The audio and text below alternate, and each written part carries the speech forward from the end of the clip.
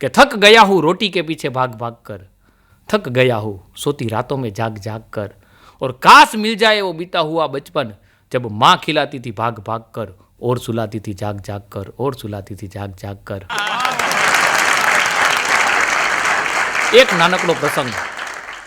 થોડાક વર્ષો પહેલાં સાતમ આઠમના મેળામાં એક મિડલ ક્લાસ પરિવાર પોતાના દીકરાને લઈ અને મેળો કરવા જાય છે.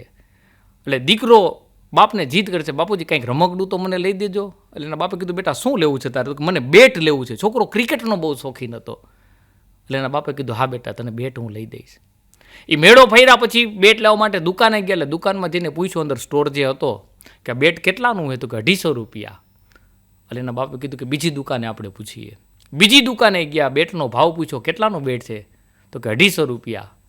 એટલે એના બાપે એના દીકરાને કીધું બેટા અહીંયા થોડુંક મોંઘું છે એ કે હું તને બહાર ફૂટપાડી ઉપર જે બેટ વેચે ને ત્યાંથી તને બેટ લઈ દઈશ.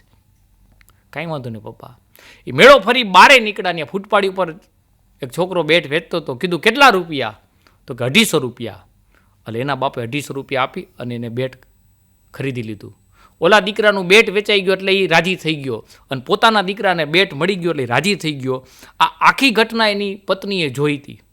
એટલે એને કીધું કે અંદર સ્ટોરની અંદર મેળામાં સારી કંપનીનું બેટ હતું અને એનાય 250 રૂપિયા હતા. કદાચ થોડીક રકઝક કરી હોત ને તો થોડાક પૈસાય ઓછા કરી દેત.